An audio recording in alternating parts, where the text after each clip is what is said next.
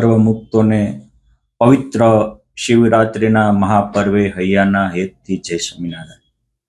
ભલા મુક્તો, ભગવાન સ્વામિનારાયણે પણ શિક્ષાપત્રીમાં કહ્યું છે કે અમારા આશ્રિતોએ જન્માષ્ટમી તથા શિવરાત્રિ આદિ વ્રતના ઉત્સવ કરવા અને તે દિવસે એ વ્રતનો ઉપવાસ પણ કરવો. શિવરાત્રિ આમ તો સક્કરિયા જમવાથી બહુ પ્રસિદ્ધ છે, પરંતુ ભારતીય સંસ્કૃતિમાં શિવરાત્રિ મહાપર્વ શા માટે ગણાય છે? ભગવાને પણ એને આદર શા માટે આપ્યો?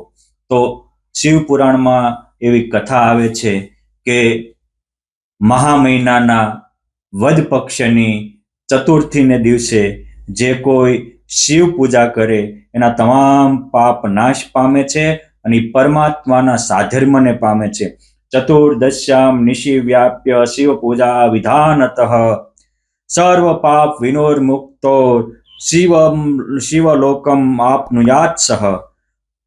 મહાવદ 14ને દિવસે જે કોઈ પ્રેમથી ભગવાન ભોળાનાથનું પૂજા કરે છે, સર્વ પાપથી વિમુક્ત થઈ અને પરમાત્માના પરમ ધામને પામે છે.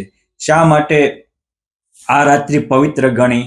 તો શિવ પુરાણમાં અને લિંગ પુરાણમાં આની સુંદર કથા છે કે એકવાર બ્રહ્મા અને વિષ્ણુ આ બંને દેવો મળી અને કહેવા લાગ્યા કે આપણામાં શ્રેષ્ઠ કોણ? આ બંનેની ચર્ચા થતી હતી. એ જ વખતે અચાનક ત્યાં એક મોટો તેજોમય વિશાળ સ્તંભ પ્રગટ થયો અને સ્તંભમાંથી દિવ્ય વાણી પ્રસરી કે કોણ, બ્રહ્માજી મોટા કે વિષ્ણુ મોટા? એનું જો તમારે તપાસ કરી હોય તો એક કામ કરો, એક આ સ્તંભની ઉપર ચાલો, એક સ્તંભની નીચે ચાલો. પછી બ્રહ્માજી સ્તંભની ઉપર વર્ષો સુધી ચાલ્યા, ભગવાન વિષ્ણુ સ્તંભમાં નીચે વર્ષો સુધી ચાલ્યા, પરંતુ કોઈ એના અંતને પામ્યા નહીં. વર્ષો સુધી ચાલવા છતાં અંતને ન પામ્યા. પછી બ્રહ્માને એમ થયું કે મારે શ્રેષ્ઠ થવું છે. જ્યારે વ્યક્તિમાં પોતાને શ્રેષ્ઠ બનવાની તમન્ના જાગે ત્યારે હકીકત એ કનિષ્ઠ બની જતો હોય છે. એ આ કથા સમજાવે છે. કેમ જે માણસ પોતાની શ્રેષ્ઠતા જાળવવા માટે ઘણીવાર ખોટું બોલતા હોય છે, પોતાની ક્રેડિટ વધારવા માટે બીજાની ક્રેડિટને ડાઉન કરે છે, અને આ બહુ મોટો અપરાધ થાય છે. બ્રહ્માજી અંતને પામ્યા ન હતા, છતાંય ભગવાન ભોળાનાથ શિવજી આગળ કીધું કે હું તો આ સ્તંભના અંતને પામી ગયો છું. ત્યારે વિષ્ણુએ બે હાથ જોડી વંદન કરી કહ્યું કે આ તો અગમ છે, અગાધ છે, અમાપ છે, હું આના પારને પામ્યો નથી. બ્રહ્માએ પામી ગયા એમ કહ્યું અને વિષ્ણુએ શરણાગતિ સ્વીકારી.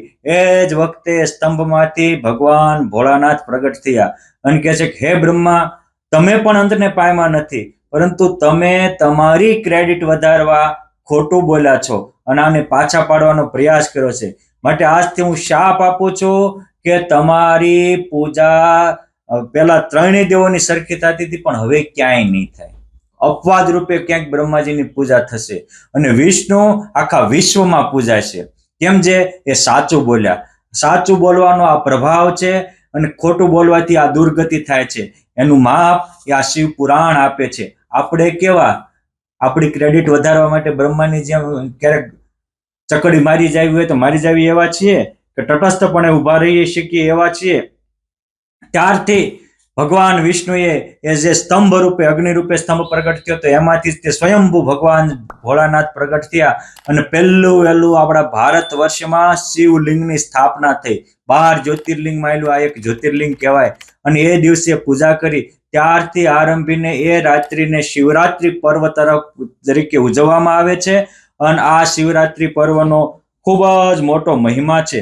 વળી એવું કહેવાય છે કે ભગવાન ભોળાનાથના મા જગદંબા પાર્વતીની સાથે પણ આ મહા મહિનાની વદ પક્ષની ચતુર્થી એટલે કે 14ને દિવસે થયા હતા. એ દ્રષ્ટિએ પણ શિવરાત્રિનું પર્વ ઉત્તમ ગણાય છે. કેમ જે પાર્વતીની ટેક હતી, કોટી જન્મ લગ રગડ હમારી વરહુ શંભુ નત મરહુ કુંવારી. એ જે આત્મા પરમાત્માને વરવાનો સંકલ્પ કરે છે, બાપ એના તો ઉત્સવ ઉજવાય છે. અરે એને યાદ કરવાથી આપણા અનંત જન્મના પાપ નષ્ટ થાય છે. આ જીવ દેહના તો કરોડો જન્મ સાથે દેહ હારે લગ્ન કર્યા ને મર્યા, પણ એકવાર આત્માના પરમાત્મા સાથે લગ્ન કરી નાખે, બેડો પાર થઈ જાય. વરુ તો શિવજીને વરુ, પરણું તો પુરુષોત્તમ પરણું, નહીં તો કુમારી મરુ, વર ધર્મનો લાલ વરુ. ऐसे वर को क्या वरु, जाए सो मर जाए, वर तो ऐसा वरिये मेरो चूडो अमर हो जाए.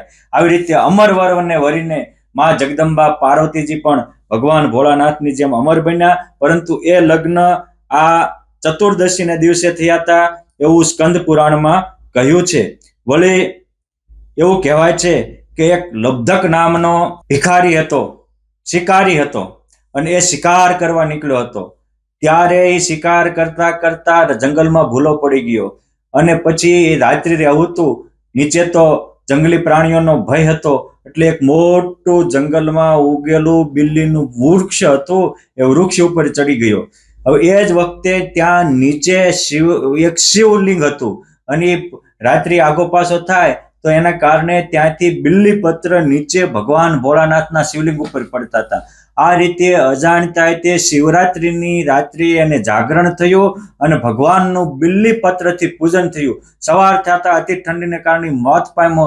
ત્યારે એના પાપને કારણે યમદૂતો તેડવા આવ્યા. એ જ વખતે અચાનક ભગવાન ભોળાનાથના દૂતો આવ્યા અને એને યમદૂતના મુખમાંથી મુકાવી અને પરમ ગતિની પ્રાપ્તિ કરાવી. આવી રીતે અજાણતા પણ શિવરાત્રિનું વ્રત કરવાથી બહુ મોટા પરમ પુજ્યને પામ્યું અને મોક્ષને પદને પામ્યા. એવી તો શિવરાત્રી સાથે અનેક કથાઓ જોડાયેલી છે. પદ્મ પુરાણમાં ભગવાન કહે છે કે અજ્ઞાનાત કૃતો પૂજોપી યો શિવ નરમ સતુ સયાંતિ પરમમ સ્થાનમ શિવન સહ મોદતે. અજ્ઞાનથી પણ જે મનુષ્ય આ લબ્ધક શિકારીની જેમ ભગવાન શિવની પૂજા કરે તો એ પણ ભગવાન શિવના ધામને પામીને શંકર દાદા જેવો સુખીઓ થાય છે. વળી શિવરાત્રી મહિમાના વ્રતને કહેતા કે છે શિવરાત્રિ વ્રતમ પુણ્યમ શિવલોક પ્રદાયકમ શિવ ભક્તિ પ્રદ ચૈવ સર્વ પાપ વિનાશનમ. આ શિવરાત્રીનું વ્રત કેવું છે તો કે એ વ્રત સર્વ પાપને નાશ કરનારું છે, ભગવાનની ભક્તિ અને વિરક્તિને વધારનારું છે, અને અંતે પુણ્ય પરમ પુણ્યને આપીને પરમાત્માના શિવલોકના સ્થાનને આપનારું છે, પરમ ગતિને આપનારું આ પરમ શિવરાત્રીનું વ્રત છે. એટલે કે છે કે ચતુર્શ્યામ નિશાયામ મુખે આરાધિતો યો મહાદેવ સર્વ કામ ફલપ્રદ.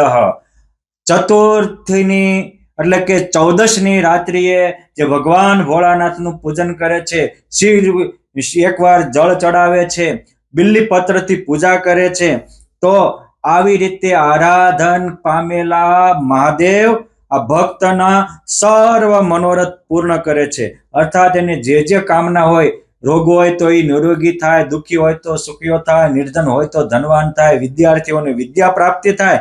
આવું આ શિવરાત્રી વ્રતનું મહાન ફળ છે. ઉપવાસેને સિદ્ધ્યંતિ જાગરણેન પાપનાશનમ રુદ્ર પૂજા પ્રભાવેણ શિવ સાયુજ્ય માપનુયાત. એવું કહેવાય છે કે શિવરાત્રીનો ઉપવાસ કરવાથી મન શુદ્ધિ થાય છે અને જાગરણ કરવાથી તમામ પાપો નષ્ટ થાય છે. અને એકવાર આવી રીતે શિવજીનું પૂજા કરવાથી એ જીવ મટીને શિવ બની જાય છે, શિવના સાધર્મપણાને પામે છે. કેમ જે આ રીતે શિવરાત્રીના દિવસે કોઈ પ્રેમથી શિવજીનું પ્રસન્ન કરે તો બિલ્લી પત્ર સ્તુભ્રેદેવ પૂજિત પ્રિયતે શિવ કોટી જન્મ કૃતમ પ્રાપમ તત્ક્ષણાદેવ નશ્યતિ.